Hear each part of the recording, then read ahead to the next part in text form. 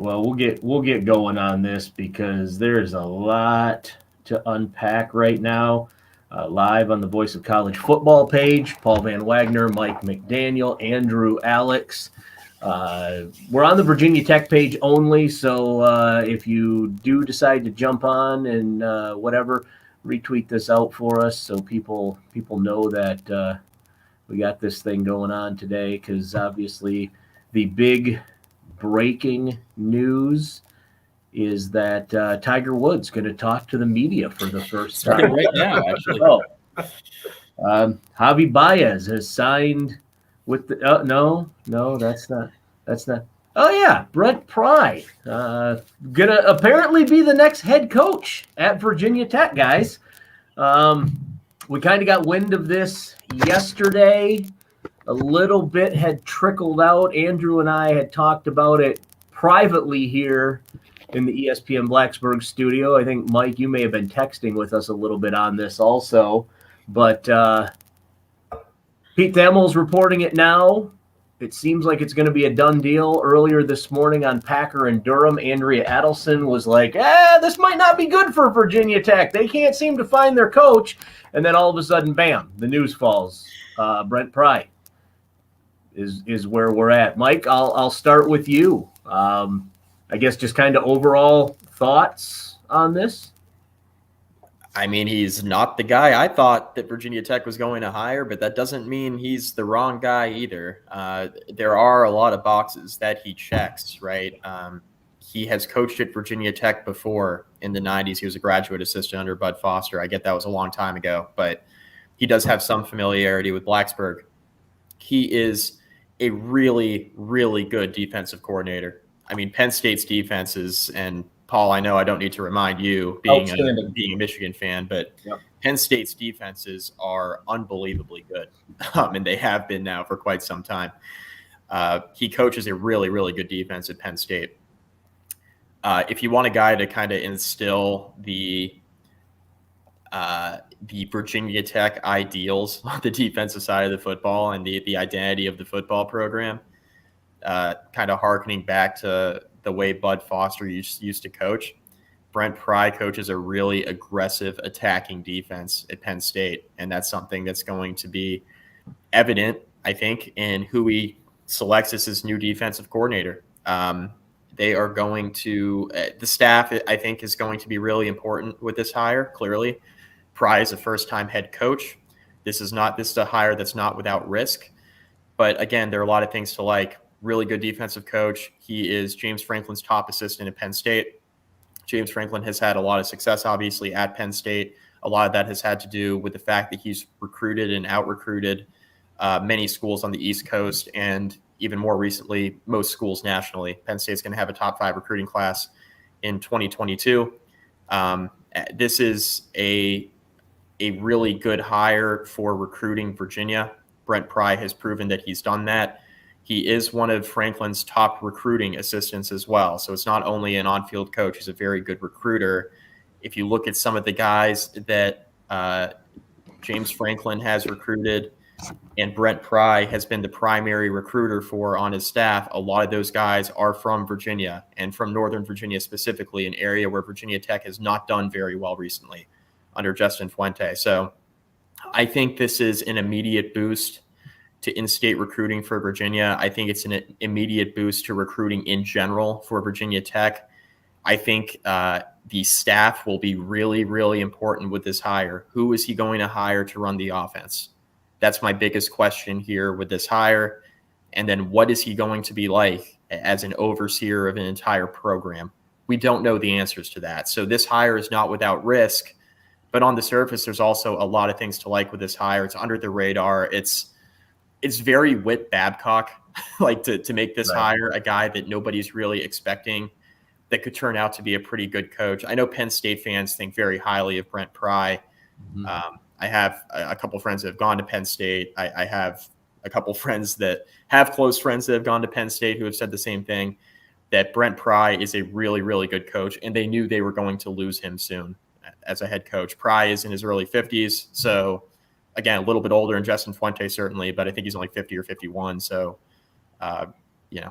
We're coaching forever now in college football. Yeah. So it doesn't really. Yeah. We all thought Brian Kelly was going to retire. He's 61. He just took a 10-year deal with LSU. So.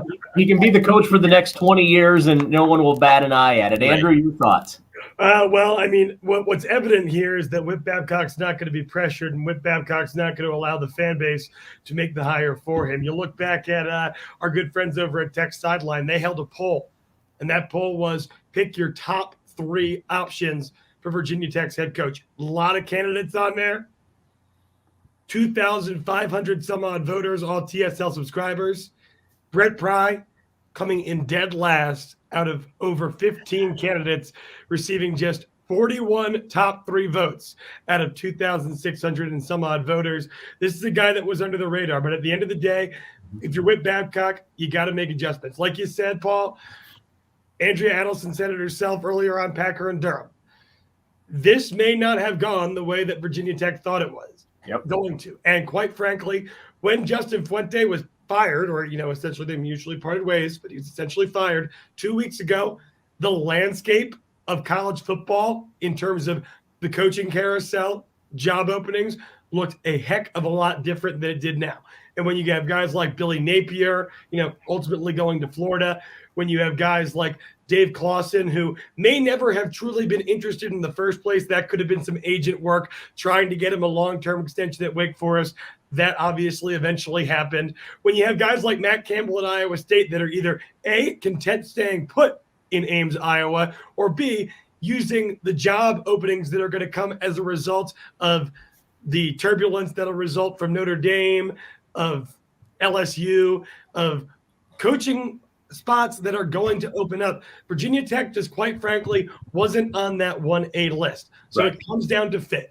And Whit Babcock stressed in the press conference that head coaching experience was going to be a factor. His track record across all sports would suggest that is usually what is at top of mind for him when making one of these hires. But at the end of the day, he looked at the fit.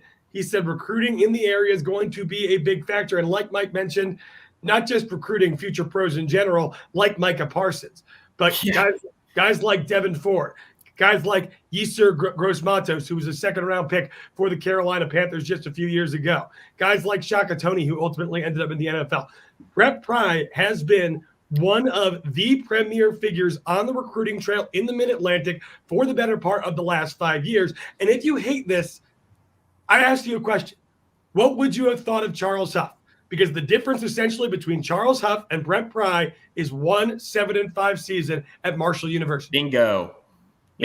And Max Holcomb brings up a good point. We need an A staff. Don't love the hire unless we stack an assistant room. I think because you just hired a first-time head coach, you're able to stack the assistant room. I'm really curious. That's my guess. I'm really curious to see what the final contract numbers are for Brent Pry. Right. Because I think what you're able to do with Brent Pry, and this is something that we have talked about here the last few weeks, the three of us, we have said that if Virginia Tech were to hire a first-time head coach or a head coach like a Charles Huff with limited experience, they would likely be able to put more money into the assistant coaching salary pool, which would be very attractive for a first-time head coach to ensure success. That is something that Virginia Tech did not have the luxury of last time around with Justin Fuente. Whit Babcock went all in. And a couple things here. Whit Babcock went all in with Justin Fuente, which he should have done, because you needed to hire a guy you thought was best for the program to replace a legend. And I understand that. He had to go all in. But number two, Virginia Tech's in a much better spot financially as a football program now in terms of donation and operating budget for the program than they were when they hired Justin Fuente 6 years ago. So you could pay Brent Pry probably around what you paid Justin Fuente if you want to, and still have more money for an assistant coaching pool that you didn't have the luxury of the first time when you hired Fuente. And one last thing I want to say real quick to Andrew's point about Brent Pry. Brent Pry's top all-time commitments, 3 out of the 4 are from the DMV area. Brandon Smith's a 5-star. Curtis Jacobs, another linebacker, high 4-star. Devin Ford, like Andrew mentioned, a 4-star. And he was the primary recruiter for Micah Parsons, and we know how good Micah Parsons was at Penn State and what he's doing now in the NFL.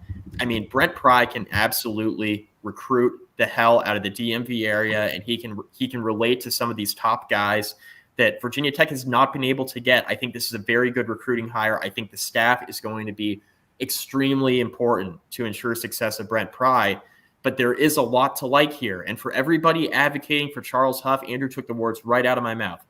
The only difference is 1-7-5 year at Marshall. Yeah. Because Brent Pry has been doing this. And again, I like Charles Huff. Not taking anything away from Charles Huff. I would have been thrilled for Charles Huff to be the next head coach at Virginia Tech. But Brent Pry's been doing it a little longer. And I don't think that hurts. No, I agree. I mean, I think, you look at the things that Whit outlined, right? And the one that really stuck out to me was, I want a coach that, and I'm paraphrasing here, this isn't a direct quote, I want a coach that has a history of success, right? Now, he didn't say a head coach, a history of success as a head coach. He said a history of success. Brent Pry, I mean, that's a huge check mark in that box. He definitely has had a lot of success, not only at Penn State, but also, I mean, he's been with Franklin, almost Franklin's entire coaching career. So learning from kind of that tree, if you will, is a good thing. I like the fact that he's a Virginia Tech guy. I mean, he spent some time here, so that doesn't hurt my feelings at all. And you guys hit it right on the nail right on the head. The recruiting, man, like the thing that we hammer on Justin Fuente for on a regular basis here on ESPN Blacksburg was the fact that you're a hat on the table with these 4- and 5-star kids in Virginia, but they're not putting your hat on. They're putting on the hat of Penn State. And I mean, and Brent Pry had a reason to do with that.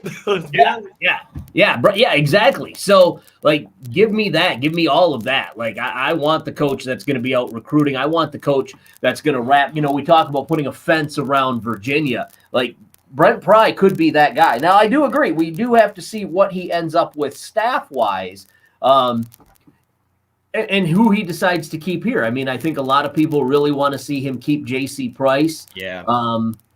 Whether he does or not, I don't know. I mean, my thought, of course, was if Virginia Tech goes offensive-minded coach, there's a better chance that J.C. Price keeps his job, right? Because Brent Pry conceivably could bring almost his entire defensive staff with him to Penn State, or from Penn State to Virginia Tech. We saw that with Justin Fuente bringing his almost entire offensive staff with him from Memphis here. So, I mean, is there a spot for J.C. Price? I think that's a big question, moving forward for this group. And then how do you stack up the offensive side of things? Because, that's going to be huge for Virginia Tech. I think a couple guys I would make sure I keep on staff, J.C. Price and Ryan Smith. Yeah. Just from a recruiting standpoint, I think Pry, like I said, I think Pry gives you an instant bump in recruiting. But I think if you're able to keep some of your better recruiters on staff in Price and Ryan Smith, and not only that, but, J.C. Price is a Hokie, as we know. He made that very clear on the field in Charlottesville on Saturday night. I think those would be two guys I would prioritize trying to keep, even if Ryan Smith isn't coaching defensive backs. If he's coaching something else on the defense. Like, if you want him to coach something else, fine. I want his recruiting on the staff. Yeah. I want his ability to relate to players on the staff. And the one thing I'll caution with Virginia Tech fans, because a lot of people are jumping to conclusions on the timeline one way or another this morning on Twitter, right? This is a great hire. This is a bad hire. Mm-hmm. We don't know. We don't know. Everybody thought that Justin Fuente was a home run hire. Yep. 2 full years in, we thought it was a great hire. He won 19 games in 2 years, right? Yep. Like, there's no way of knowing until we kind of see this all play out. There are things to like. There are things to ask questions about, but that's going to be the case with any hire that Virginia Tech makes with the current state of their program.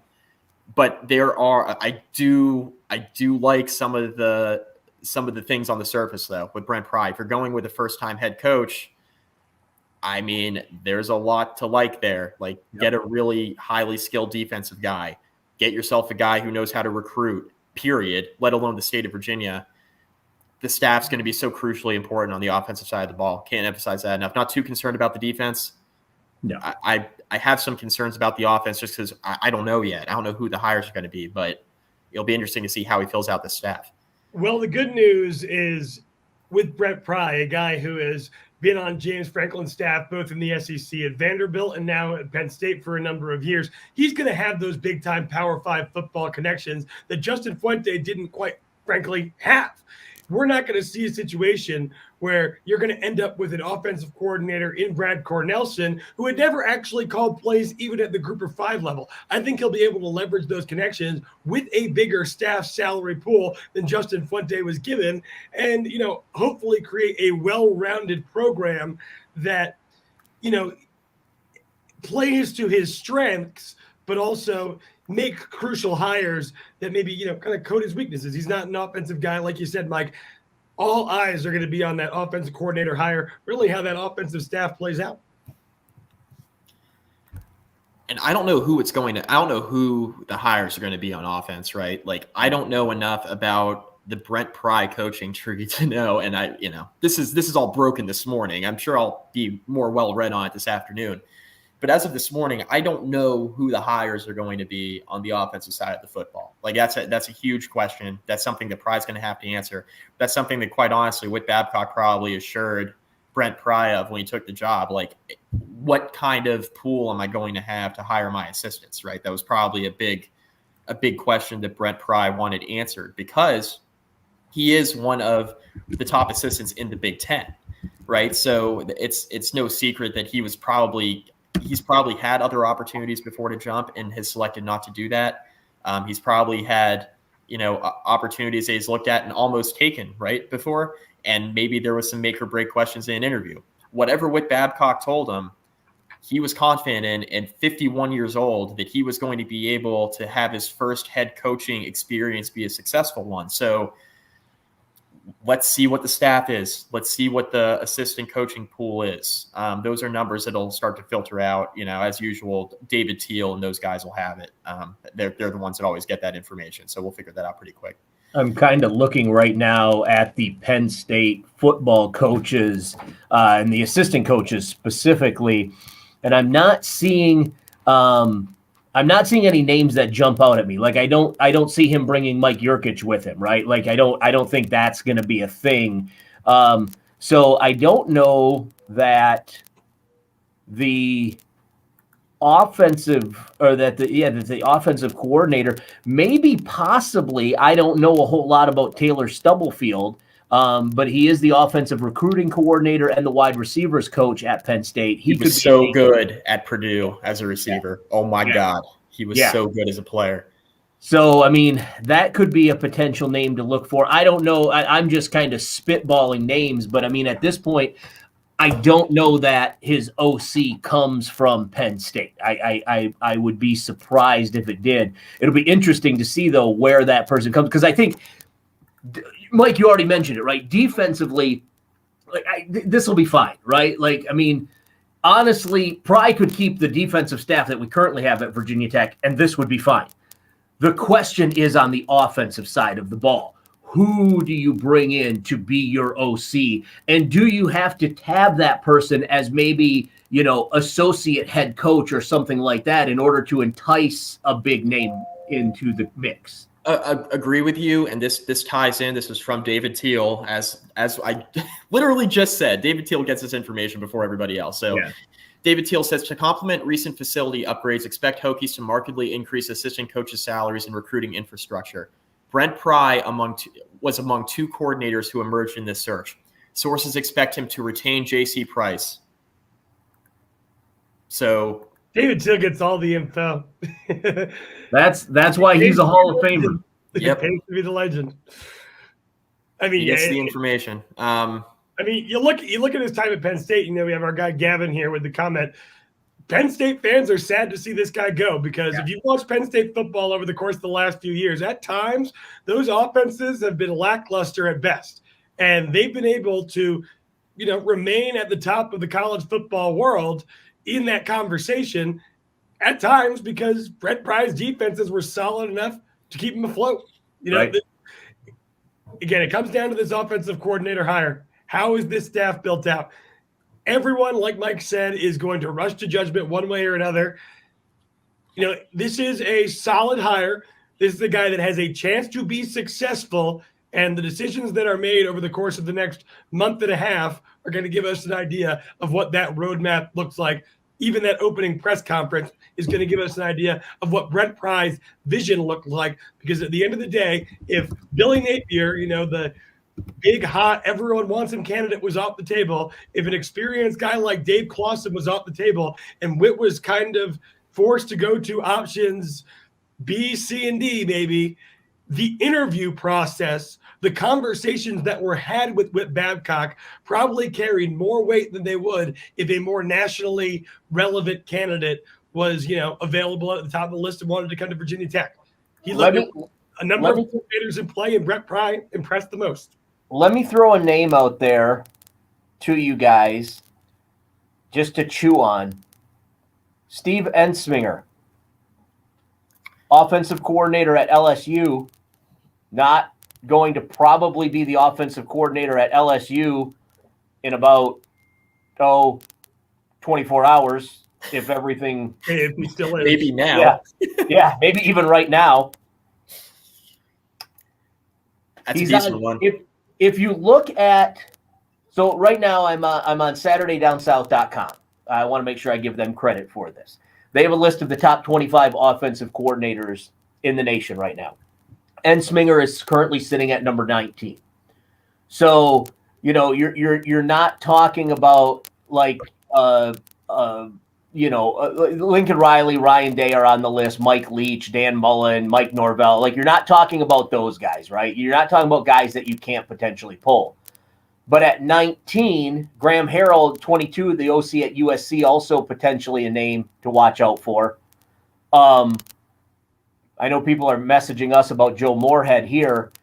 I mean, are those names that move the needle for you guys as far as, if we could get that guy here, that would be the home run hire as an OC? Moorhead, I think, is going to be the head coach at Akron, it sounds like. So he's probably right out. I like the Ensminger thought. I mean, if you want to swing, you're going to have to pay him a lot of money, for sure. But you're going to have to pay these assistants a lot of money to make sure Pry is successful. And it seems like Whit Babcock has dedicated resources to that, and understands kind of the changes that need to be made from an infrastructure standpoint with the football program to kind of fix the issues that Virginia Tech ran into with Fuente. Okay, here's a comment. This is a very Vic Fangio type hire. What does this mean for Justin Hamilton's future? I don't anticipate Justin Hamilton will be returning. No. He's not going to – it's probably pretty unlikely he's going to be Pry's defensive coordinator. I don't think that Whit Babcock is going to put qualifications on Brent Pry similar to what he did with Fuente. Where Fuente had to keep Bud Foster on staff, which worked out in the near term, but Bud didn't really want to recruit anymore, which I understand. Like, he was getting up there in age, and he's like, I don't really want to go out on the road and recruit. I think that was to Virginia Tech's detriment in the long run. But I don't see Justin Hamilton staying on staff, not being the defensive coordinator, and taking a demotion. It's just not how it works. So, he's not going to stay on staff and watch somebody else run the defense he was just running this year. So I think it's pretty likely he leaves.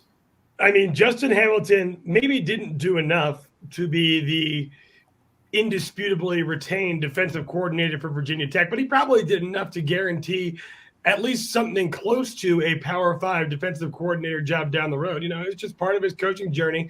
He's going to move on. I mean, I'd give him – what would you give Justin Hamilton's job as a defensive coordinator in his 2 years at Virginia Tech, knowing that, year one was kind of a wash with the lack of spring practice and all the COVID issues that they had during fall camp? You give him a B and let him move on.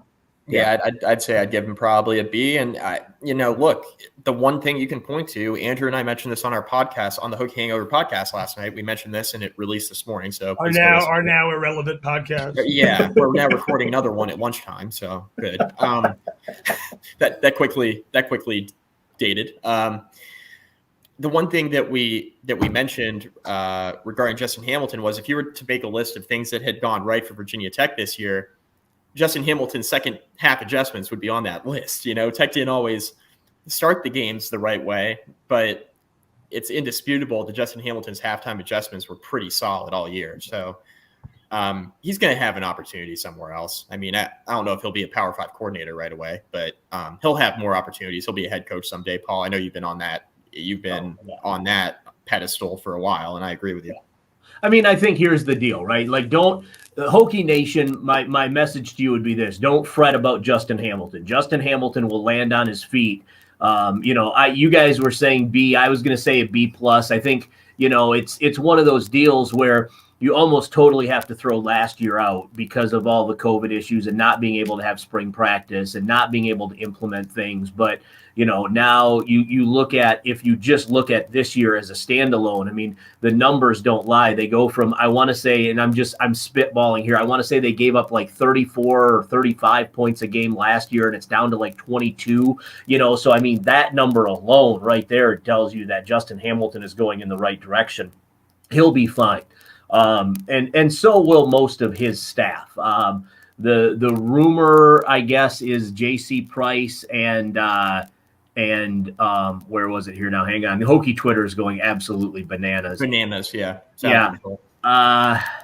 Smitty and J.C. Price both going to be retained on staff, which I think is, that right there, you want to talk about putting Hokie Nation in your corner. That's going to put Hokie Nation in your corner. That's going to give you a little bit more rope so that you can make other hires, because you kept the two guys that Virginia Tech fans really wanted to see on staff. And I really think it was a no-brainer. Like, to keep those two guys, that might be, if you're Brent Pry, that might be the easiest decision that you have to make, keeping those two guys. You find roles for them. Maybe it's their current roles. Maybe it's something a little bit different.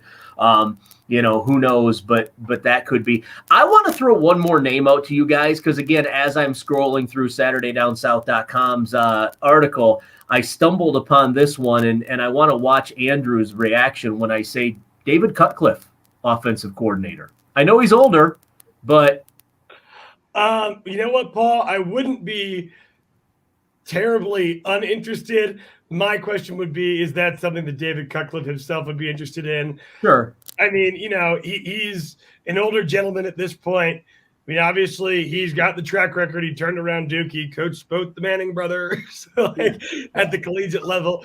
It would be awesome, but David Cutcliffe doesn't have to work again if he doesn't want to. So I'm not going to be opposed to it, but at the end of the day, it's a matter of, whether David Cutcliffe sees that as part of his future. I'm thinking of it as more of maybe a stopgap, right? Just you bring in a guy like Cutcliffe. Now all of a sudden, with Pry recruiting so well in Virginia, Pennsylvania, now you got Cutcliffe. North Carolina is kind of taken care of. I think the big thing that they need to do is they need to find, and I've been hammering on this for a while, they need to find a 757 guy, right? I've thrown out the Mike or Dwayne Vick. I don't know, or Dwight Vick, sorry. I don't know if either of those two guys are interested, but I think you need to have a Virginia Tech guy that is a 757 guy, because right now Dre Bly is absolutely killing Virginia Tech over in the Hampton Roads area, and Virginia Tech needs to take that area back. You need someone. You need the Virginia Tech version of Dre Bly, whoever that happens to be, on staff in order to walk into some of those schools and be like, hey, guys, come on.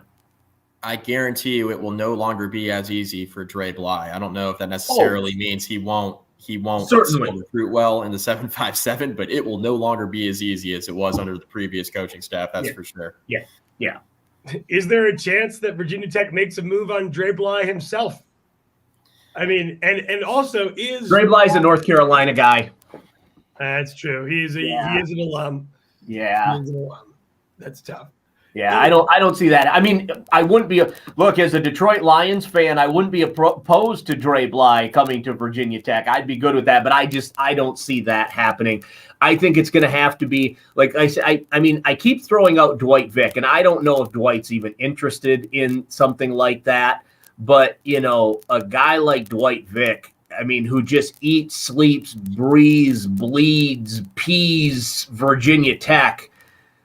I mean, I know Dre Bly's a good recruiter, but how the hell are you going to out-recruit Dwight Vick, man? Like, find me one person that doesn't like Dwight Vick.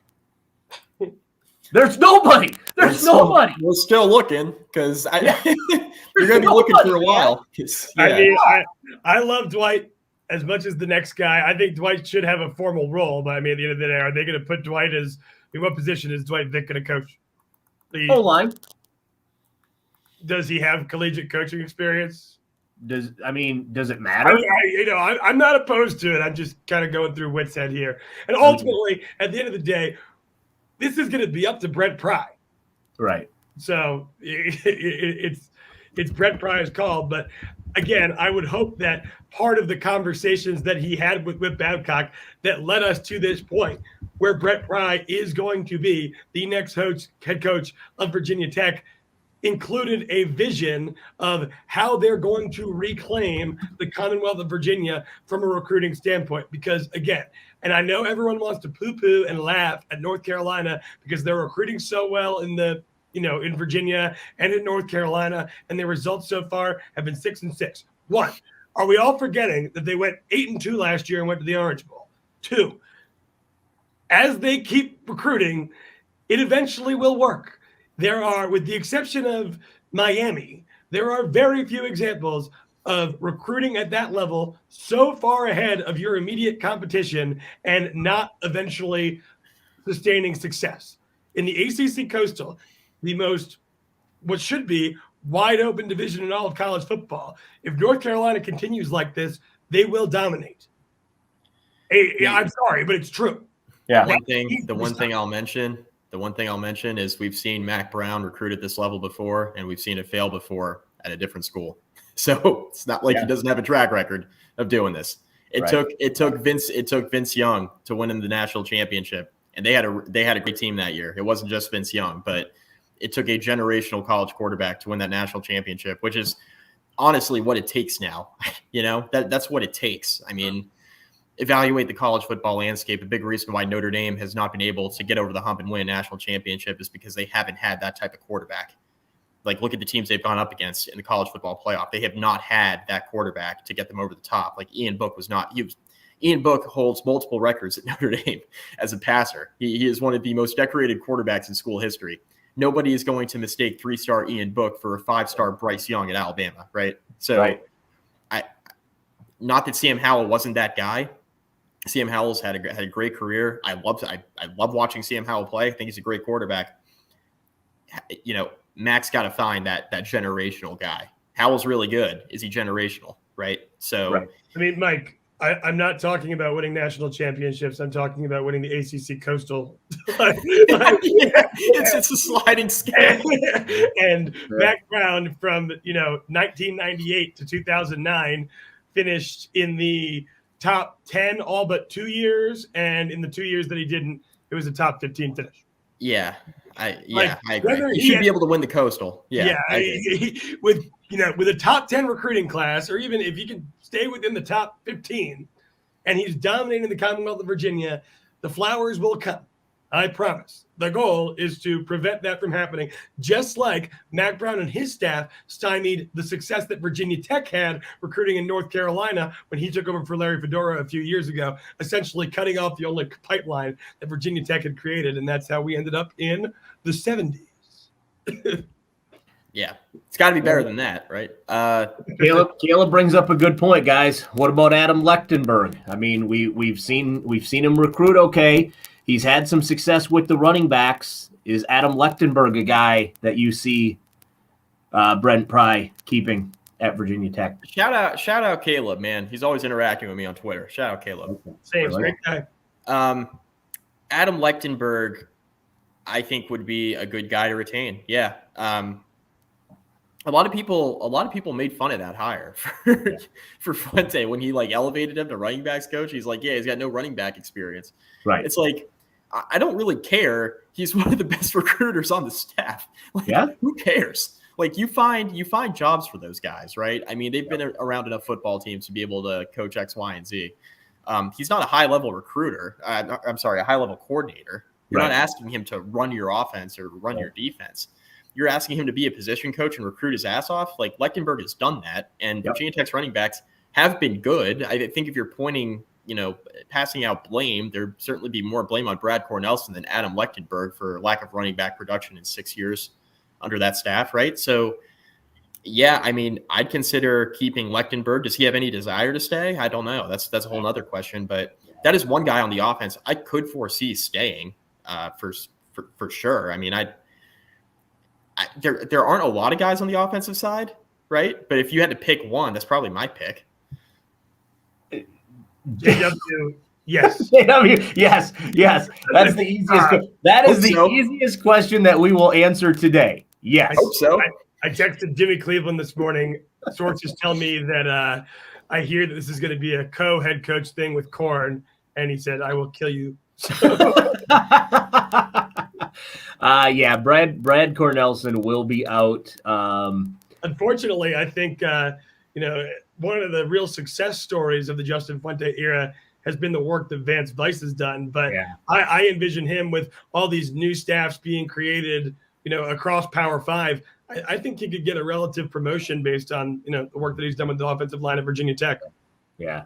Vance Weiss is one of those guys too that I wouldn't be mad if Pry or whomever ends up being the head coach keeps, because Weiss was one of those guys, again, a lot like Lechtenberg, right? Where initially we were like, what the hell is this guy doing? In the first year or so of the Justin Fuente era, the offensive line was suspect at best. And then all of a sudden kind of finds his footing and finds his stride. And, arguably, I think in the last 2 years, you could put Virginia Tech's offensive line up against pretty much any offensive line in the ACC, and maybe sans Clemson, and you would be hard pressed to convince me that they weren't, the Virginia Tech offensive line wasn't the better offensive line.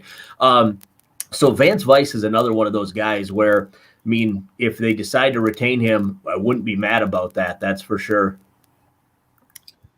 Yeah, I mean, I agree with you completely, Paul. I just don't think Vance Weiss, as a Fuente loyalist, is going to have any particular interest in sticking around, and especially given that it's not a guy who's not going to land on his feet. Right. If he's not staying at Virginia Tech. In fact, given the development of the offensive line under his tenure as offensive line coach, I envision that, maybe a bigger school with a bigger salary for their offensive line coach could come pick him up.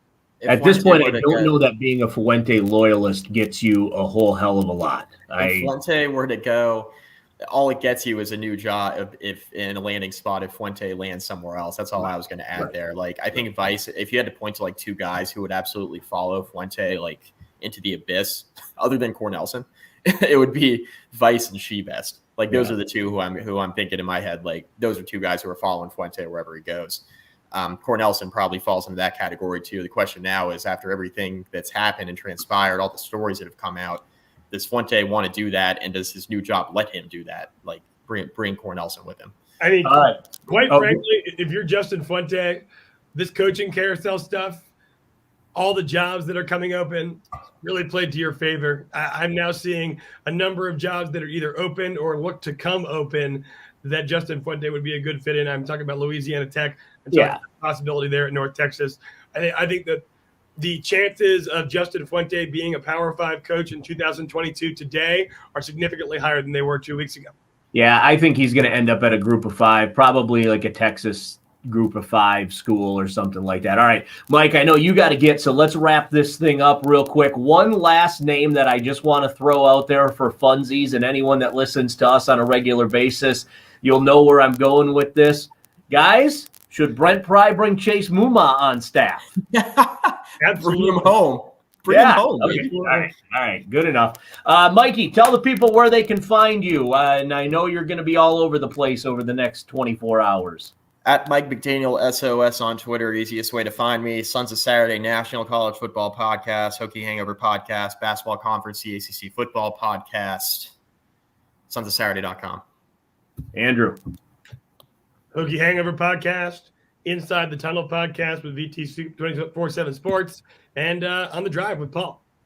Drive on ESPN Blacksburg is Monday through Friday from 4 till 6. I would say tune in today. You might hear something in addition to what you've heard here already. This is the Virginia Tech channel of the Voice of College Football, Mark Rogers page. Like, subscribe, rate this channel because during the course of this is kind of our outlet for this time of day for us to come out and give you guys information. We can't use the main page because we need Mark to sign us into the main page, but we can sign into this page at any time. So if you are a friend of Virginia or a fan of Virginia Tech football or basketball, sign in, log in, subscribe to this page because we will jump on here arbitrarily during the course of this coaching search and kind of keep you updated with things as we find them out. Guys, have a great day. And Andrew, I'll see you when you walk across the hall. All right. Thanks, everyone, for tuning in.